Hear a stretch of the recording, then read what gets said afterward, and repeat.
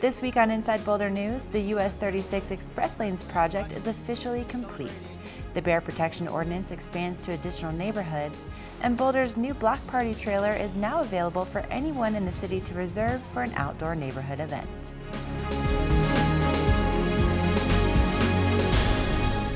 Welcome to Inside Boulder News. I'm Ashley Prill. After years of planning and construction, local leaders celebrated the completion of the US 36 Express Lanes project this week.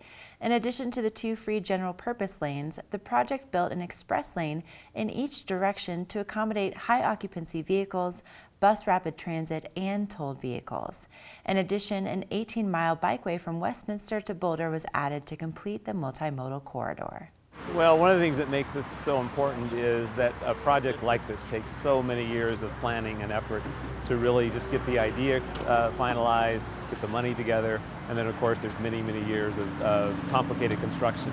So to have all of that work to be substantially complete and the road open and to see the commuters getting the benefits that were envisioned is really what makes this so exciting today. It's about mobility. I mean, that's what we're trying to accomplish. We're trying to accomplish mobility for people and choice, the combination of the two. For Boulder in particular, and I'll just really speak to Boulder here, this works incredibly well. Is it a perfect system? No, there isn't a perfect transit system at the moment. Is it a really good system that is geared to the needs of the folks who live and work in Boulder? I think so. Is it one that's going to be sustainable for many years to come because of the way it was designed and built? I think so. You know, technology will change, we'll see new advances, but for the foreseeable future, the next 10 or 20 years, I think this will serve us and our citizens incredibly well. There's way more to be done, there's more BRT routes, there's more first and final mile work to be done, there's more bike paths to be connected. There's a lot of work to be done, but this is the backbone, and that's why it's really exciting that this is open. The celebration continues this weekend with the US 36 Bikeway Community Bike Ride on June 18th. The ride will begin in Louisville, Superior at the A Vista Adventist Hospital parking lot at 9:30 a.m. and cyclists will ride to the RTD Table Mesa station. For more information, visit 36commutingsolutions.org. The City of Boulder expanded the enforcement of the Bear Protection Ordinance to additional neighborhoods this week. The Bear Protection Ordinance was passed in 2014 to help reduce the food that bears can find in Boulder neighborhoods.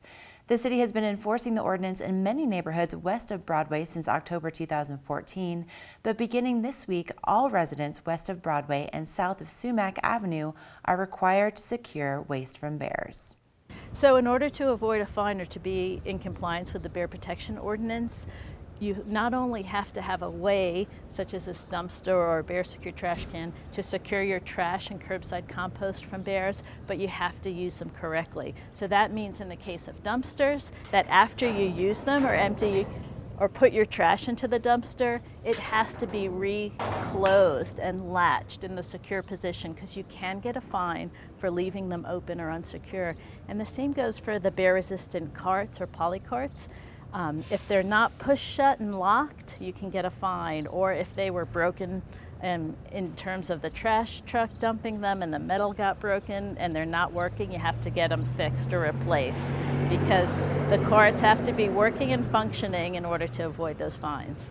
The fines for non-compliance are really steep, so we're moving away from warnings for this ordinance, and the first fine is a $250 fine, and that goes up from there to $500 for the second and $1,000 for the third. So it's really important that people understand how they can comply with this ordinance to secure trash from bears. This ordinance is really important in working toward protecting bears and native wildlife in our community. So we were seeing a pattern where bears were coming into town to feed on trash because there was a lot of food available to bears, and they could get more calories in town than they could in the natural areas. So the pattern we saw was bears coming into town and feeding on trash, losing their natural fear of people, becoming habituated, staying in town. And once bears are hanging out in town, a public safety concern arises where that interaction with people and bears is just not safe. So then bears are being killed. So we're trying to reverse that pattern where the bears are not being invited into town at all with food sources. So we're getting rid of that element. We're getting rid of the food that draws bears into town. Again, warnings will not be given. Fines for first-time offenses are $250, with fines of $500 and $1,000 for second and third-time offenses. For information about the ordinance and tips about how to be bear safe, visit boulderwildlifeplan.net. Just in time for summer, the city's new neighborhood block party trailer is available to anyone in the community. It's free to use and it's packed with everything you need for a successful block party.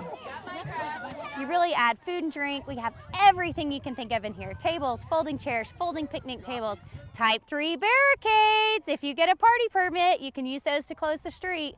We also have games. We have hula hoops, because what's a Boulder block party without hula hoops? And we have balls, we have frisbees, we have can jam, we have spike ball. Public Works has been involved. Fleet staff did a custom build-out job inside this.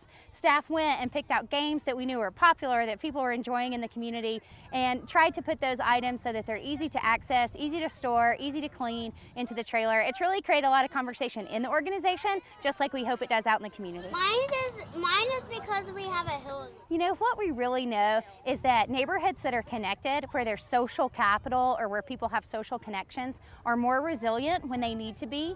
So if things don't go well, they bounce back quicker. And when things are going well, they have a lot of fun together, and we have a higher quality of life in our Boulder neighborhoods if people are connected. So we hope that this is a tool toward getting connected. So hopefully it makes it a little bit easier to have an event, have a block party, just come together and talk to each other.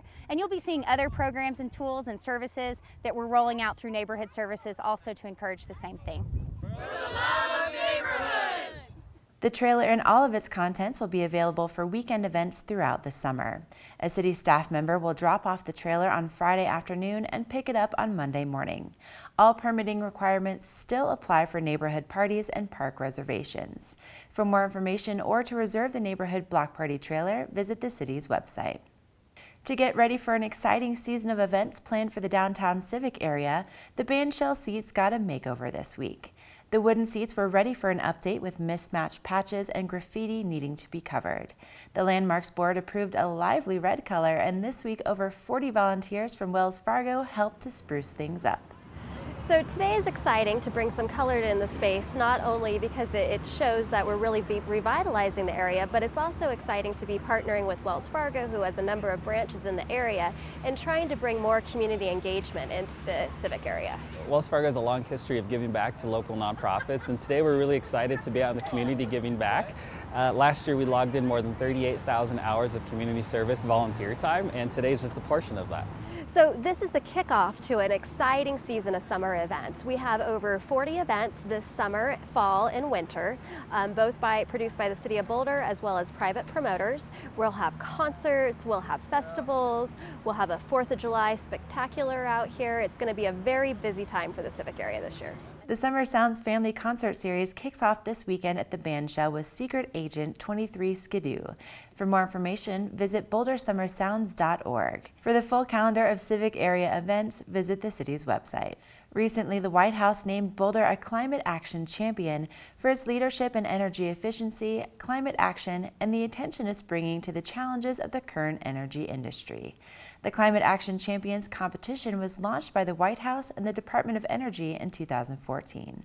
So it's really exciting because what it does is really open up opportunities for Boulder for additional partnership with the federal government, particularly the Department of Energy and the federal labs. And it also gives us opportunities to access certain funding opportunities as well for programs that we might implement here at the local level. The reason that Boulder received this designation, it's really important to recognize that this is really a roll-up of all of the work that Boulder has done over many, many years.